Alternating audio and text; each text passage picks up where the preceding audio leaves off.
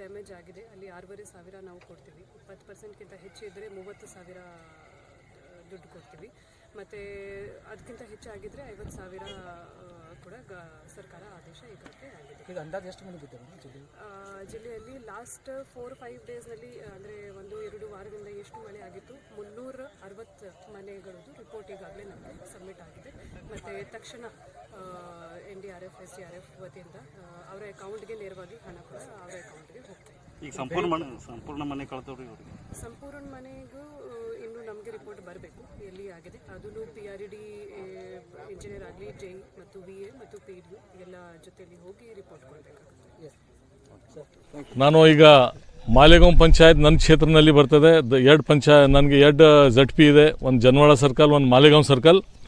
ಈಗ ಮಾಲೆಗಾಂವ್ನಲ್ಲಿ ನಾನು ವಿಸಿಟ್ ಮಾಡಿ